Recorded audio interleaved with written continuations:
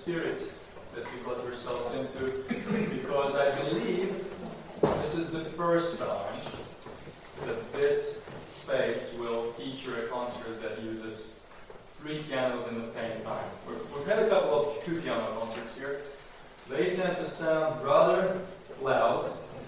This is going to be louder still. So brace yourselves, and I will not be offended for those with more sensitive ears if you find yourself being a little bit hit too hard, shall we say, to kind of turn your head or cover the ear. I understand.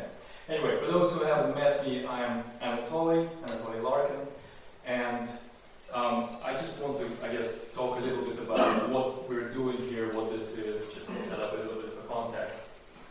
So, a while ago, this was an empty space. There were trees here. And probably, about 2003 or so, through the help and really the kind of the vision of the owner of this house, who is sitting in the back, John, this room came into being. So some of you may know this already. It's based on a music room that Wagner himself built in his music, in his house in Rite. So here we are using something quite modern in a room that's going back to the 19th century. And I think it was 2004 when I stepped into this room for the first time. I think for those of you who are here for the first time, you get that sort of interesting sense of, wow, where am I? For just a few seconds, and then you readjust, you see the pianos, you say, oh, okay, so it's concert space, great. And then the next step comes is, what do we actually hear when we start playing these pianos? And so this is the next part. So we have the room, which needs to be appreciated. So thank you, John. It's always going to be a special place to come to.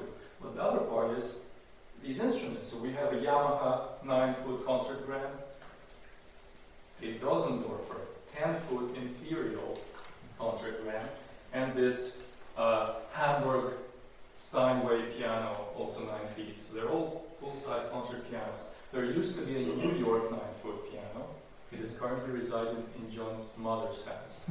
And then, of course, there's that piano in the back, which is, I believe, 1893. Is that right, Mark? I think so, yeah. Yeah, we looked at the plate that says 1893. So, some really interesting historical pieces. This is modern, this is 1990, that's, 1893. The interesting thing about pianos, which people don't think about often, is that they all have an individual character, right? So every piano you play, Yamaha has its own individual sound, Steinway has its sound, Bösendorfer has its sound. I find that every single piece that you choose has perhaps one piano that's ideally suited for it. And that's why you have people who play nothing but Steinway, and they tend to play a certain repertoire. Then there are the Yamaha artists, the Bösendorfer artists. You know the drill. So, in order for these pianos to sound their best, this is often not stated, but you need a person who knows how to get the best out of them, how to condition them, how to prepare them for the event. And think about a Formula One mechanic, right? Somebody who really needs to make sure the car is in top condition. And so, these pianos are here, completely out of tune, sound awful, and then one person flies in or drives in, and there they are, ready to go in their best possible shape. That person is Mark Wiener. So I really wanted to thank you for coming out here. It wouldn't have been possible without you.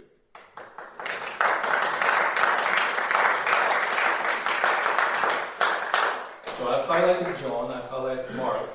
These pianos were obviously built in their respective factories. Yamaha, Bösendorfer factory in Vienna, and Hamburg piano was built in the Steinway factory in Hamburg. So we thank those people too.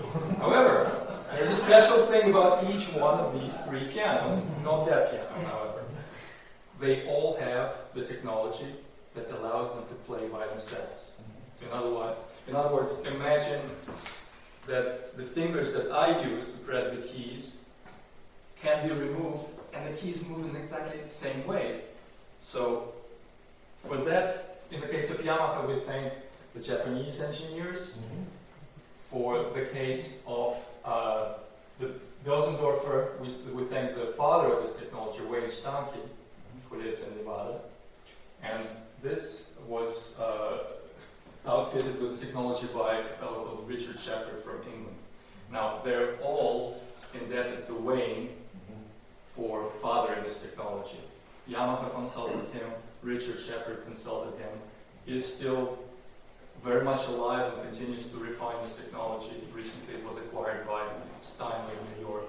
So this is not something any of you will really probably hear again anywhere unless we do another such concert here at some point. So I just want to make sure that you appreciate what's going on. It's a unique opportunity, you're a unique audience, and I thank you very much for coming. And so now to the music.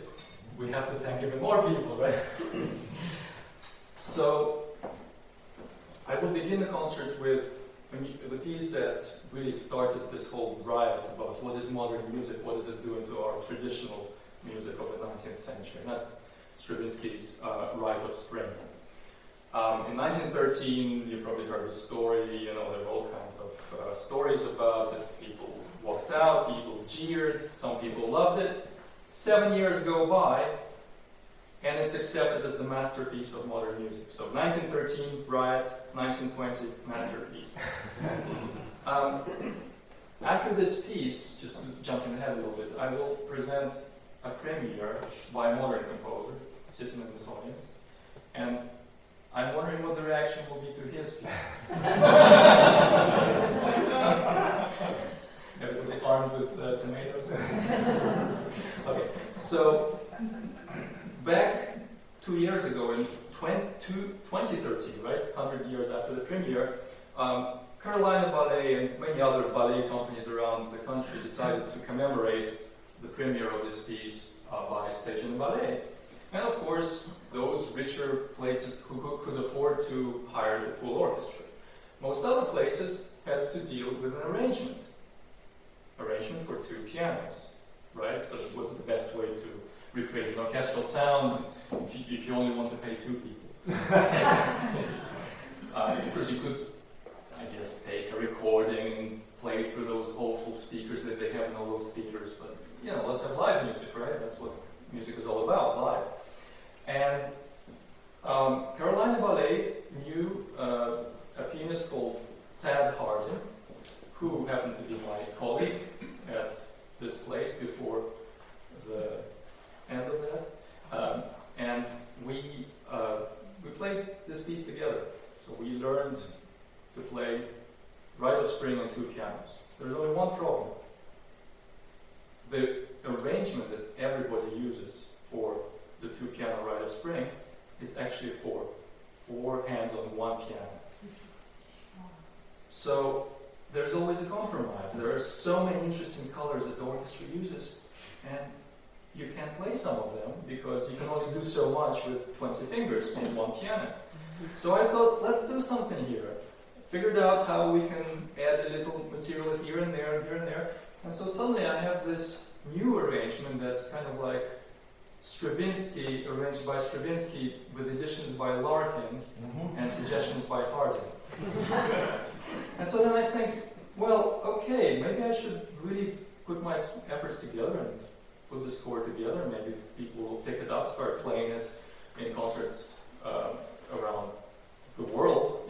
Sounds better. I think it sounds more exciting. But then I had another idea. Wait a minute. There are still some passages in the orchestra that I'm missing because it's not enough for me to have 2 people playing 2 pianos. So I added a 3rd option of piano. So we can carry the music by 2 pianos. You'll get the full effect of the Rite of Spring. However, in occasional moments, a 3rd piano could be added. Now, these pianos will play by themselves. And I'm not going to thank myself because that's bad taste. But I thank Tad very much, Tad Hardin here, who, with me, after we premiered it and performed it at Carolina came here, we were very tired and hungry, I assure you. I have a video to prove that. We sat down, he sat at that instrument over there, I sat on this instrument over here. At that point they were facing each other on stage. We recorded the Rite of Spring, and then we now have me and Tad played virtually, while I will occasionally add my third piano arrangement on this piano, on the Hamburg. So, enough talking. I'll talk a little bit maybe about the next piece, just to set the context, but you have to press this button, and if the electronic and power plant gods are merciful, the pianos will play for the next 36 minutes non-stop. I hope you're ready. Nothing like that has been done before.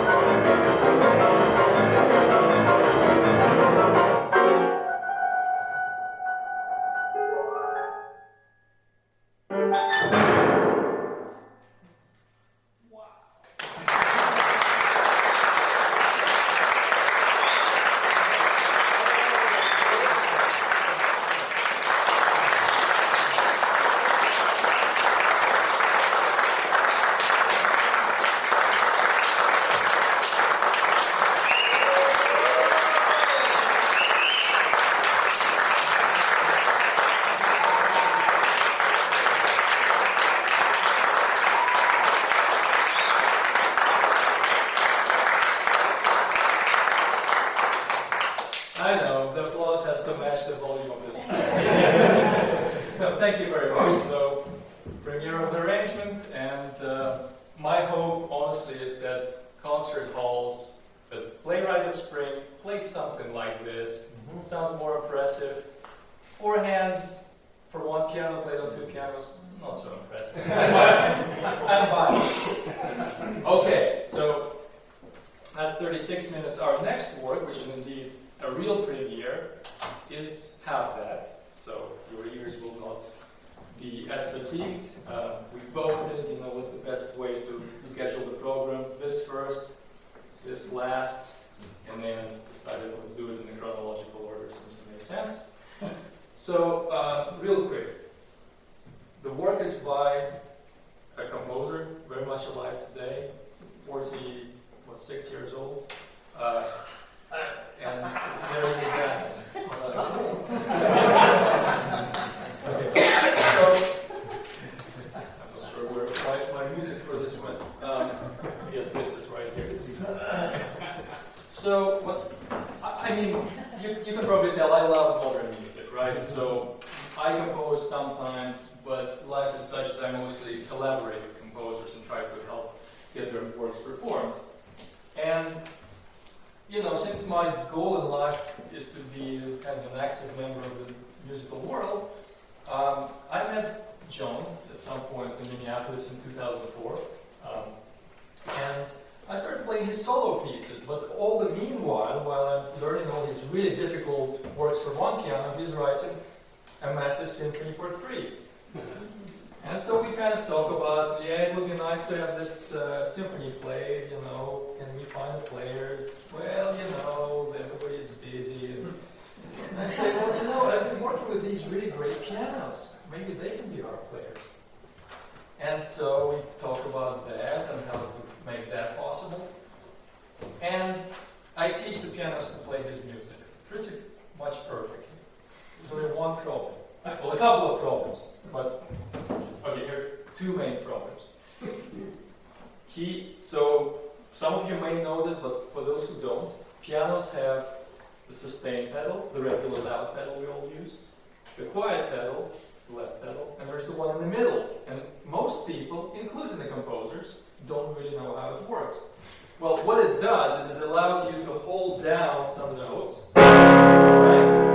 And then I need to use these hands somewhere else, but this still keeps going. And you say, well, Anatoly, can't you do it with the regular sustain pedal? I say, yes, but can you do this? Same with the sustain pedal would be all wet, all resonant. So modern composers especially like this differentiation. Something going on, something sustained, while another material comes in and is played dry, just like you heard. So that's not what the piece sounds like, by the way. That was just me being the usual crazy self. So there's one problem with these pianos. There are solenoids that move the right pedal, sustain pedal. There are solenoids that can move the left pedal. There are no solenoids that move the middle pedal. So that's one of the reasons that we're about to see all 3 of us, myself, Phil Amelong, and the composer, John, stand in front of the piano. There is one other thing that these super pianos cannot do. There are no robotic hands to play inside them. As you know, with modern music, it's one of the musts. You have to have something going on inside the piano. So this is a work in 5 movements, but first one, there's a break, and then 2, 3, and 4 are all kind of combined together. Then there's a short break, and then there's the last movement, number 5. So again, without further ado, I'll ask my computer to fire up the materials for the pianos, and we'll start the performance.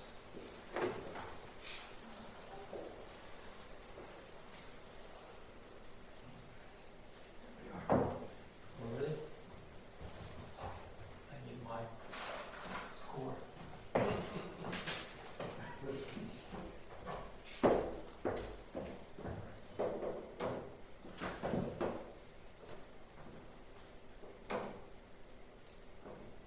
So since this is our last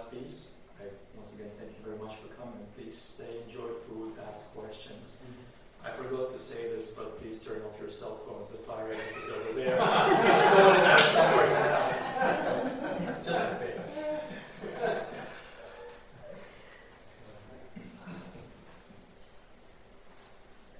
This is the one piece of technology I haven't mastered. iPads.